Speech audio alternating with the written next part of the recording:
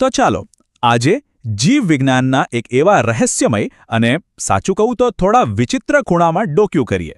આપણે વાત કરવાના છીએ સૃષ્ટિ પ્રોટિસ્ટા વિશે, જેને વૈજ્ઞાનિકો ઘણીવાર જીવનનું પરચુરણ ડ્રોર પણ કહે છે.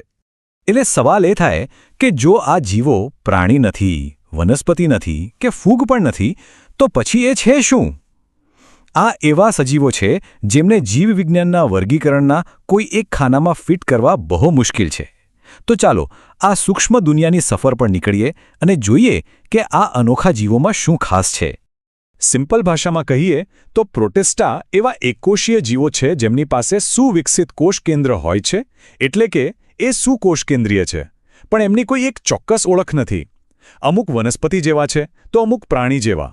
મોટે ભાગે પાણીમાં જ જોવા મળે છે અને એવું મનાય છે કે એ વનસ્પતિ, પ્રાણી અને ફૂગ વચ્ચેની એક બહુ જ મહત્વની ઉત્ક્રાંતિની કડી છે.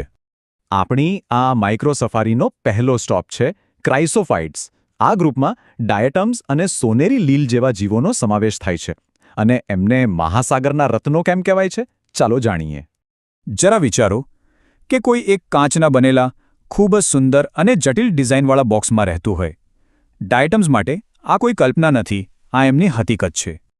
અહીં જુઓ, એમની કોષ દિવાલની રચના કેટલી અદ્ભુત છે. એ સાબુદાનીની જેમ બરાબર બે ભાગમાં બનેલી છે, જે એકબીજામાં એકદમ પરફેક્ટ રીતે ફિટ થઈ જાય છે. અને હા, આ સાબુદાની કોઈ સામાન્ય નથી હોતી. એ સિલિકા એટલે કે કાચ જેવા પદાર્થથી બનેલી હોય છે, એટલે જે લગભગ અવિનાશી છે. જ્યારે આ ડાયટમ્સ મરી જાય છે ત્યારે તેમના આ કવચ સમુદ્રના તળિયે જમા થતા રહે છે. લાખો વર્ષો પછી આ જથ્થો ડાયટોમેસિયસ પૃથ્વી બની જાય છે.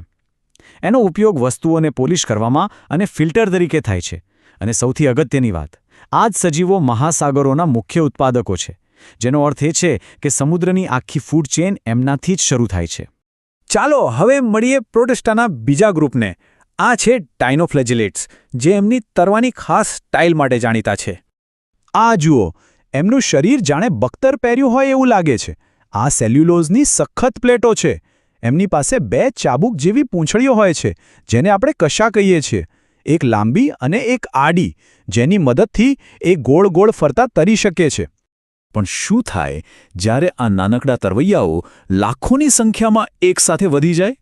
ત્યારે કંઈક અસાધારણ જોવા મળે છે. આ ઘટનાને રેડ ટાઇડ કહેવાય છે. એમની સંખ્યા એટલી બધી વધી જાય છે કે આખો સમુદ્ર લાલ રંગનો દેખાવા લાગે છે. દેખાવમાં તો આ ખૂબ સુંદર લાગે, પણ હકીકતમાં એ ખતરનાક હોય છે. કારણ કે આ જીવો એક પ્રકારનું ઝેર છોડે છે, જે માછલીઓ અને બીજા દરિયાઈ જીવો માટે ઘાતક સાબિત થઈ શકે છે. હવે વારો છે એવા પ્રોટિસ્ટાનો જેની ઓળખ થોડી કન્ફ્યુઝિંગ છે. એ વનસ્પતિ પણ છે અને પ્રાણી પણ. આ છે યુગ્લિનોઇડ્સ. એમની આ બેવડી જિંદગી ખરેખર અદ્ભુત છે. જ્યારે સૂર્યપ્રકાશ હોય ત્યારે એ વનસ્પતિની જેમ પ્રકાશ સંશ્લેષણ કરીને પોતાનો ખોરાક જાતે બનાવે છે. પણ જેવો સૂર્યપ્રકાશ જતો રહે, એ તરત જ એક શિકારી બની જાય છે અને પોતાનાથી નાના જીવોનો શિકાર કરે છે. અને એ આવું કરી શકે છે કારણ કે એમની પાસે સખત કોષ દિવાલ નથી હોતી. એના બદલે છાદી નામનું પ્રોટીનનું એક લવચીક પડ હોય છે.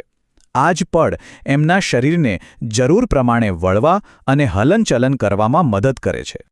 ચાલો હવે પ્રોટિસ્ટાના કેટલાક બીજા વિચિત્ર સભ્યોને મળીએ. કેટલાક જમીન પર સરકે છે, કેટલાક ફેલાય છે અને કેટલાક શિકાર કરે છે. સૌથી પહેલાં સ્લાઇમ મોલ્ડ્સ. આ તો પ્રકૃતિના સફાઈ કામદાર છે. એ સડેલા પાંદડા અને લાકડા પર ફેલાઈને એને ખાય છે. અને જ્યારે વાતાવરણ સારું હોય ત્યારે બધા ભેળા મળીને પ્લાઝ્મોડિયમ નામની એક મોટી રચના બનાવે છે, જે ઘણા ફૂટ સુધી ફેલાઈ શકે છે. અને હવે આ સૃષ્ટિના અસલી શિકારીઓ, પ્રજીવો, આ બધા જ ખોરાક માટે બીજા જીવો પર આધાર રાખે છે અને એમને પ્રાણીઓના આદિ પૂર્વજ માનવામાં આવે છે. પ્રજીવોના મુખ્ય 4 પ્રકાર છે. પહેલા અમીબા, જે પોતાના ખોટા પગ બનાવીને ચાલે છે. બીજા કશાધારી, જે પૂંછડી જેવી કશાથી તરે છે. એમાંથી કેટલાક ઊંઘવાની બીમારી જેવા રોગો પણ ફેલાવે છે. ત્રીજા પક્ષ્મધારી, જેમના શરીર પર હજારો નાના વાળ જેવા પક્ષ્મ હોય છે. અને ચોથા બીજાણુધારી, જે બધા જ પરોપજીવી હોય છે.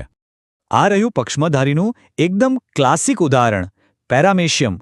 એના શરીર પર હજારો નાના વાળ જેવા પક્ષ્મ જોઈ શકાય છે. એ આ બધા પક્ષમોને એકસાથે હલાવીને પાણીમાં તરે છે અને પોતાનો ખોરાક પણ એના દ્વારા જ મોં સુધી પહોંચાડે છે.